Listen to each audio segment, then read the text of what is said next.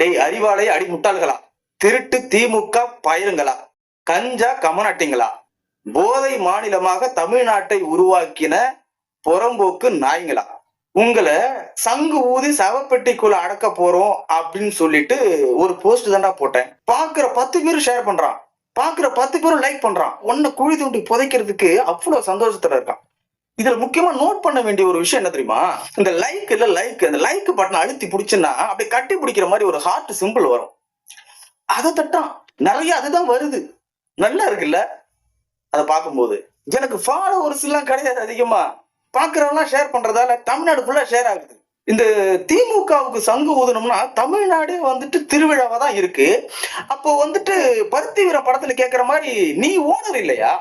அப்ப உங்களுக்கு தமிழ்நாட்டுல குடிக்கிறதுக்கு கஞ்சியே இல்லையா? கூட்டணி கட்சிகளை வச்சுதான் கஞ்சி குடிச்சிட்டு இருக்கீங்க. ஆனா உங்க ஒப்ப கட்டுமரம் நல்ல ஒரு கட்டமைப்பு உருவாக்கி வச்சுட்டு போயிருக்காண்டா. அப்புறம் கடைசியா ஒண்ணு உங்ககிட்ட கேட்கணும்டா. எப்பா உங்களுக்கு தான் அந்த பதில் தெரியும். ஏன்னா நீங்க தான் அதுக்கு பதில் கொடுத்து ஆகணும். என்னன்னா, அறிவே இல்லாத முட்டா பயலுங்க கூடுகின்ற அந்த திமுக கூடாரத்திற்கு, அந்த திமுக அலுவலகத்திற்கு அறிவாலயம் அப்படின்ற பேர் யாரா செலக்ட் பண்ணது?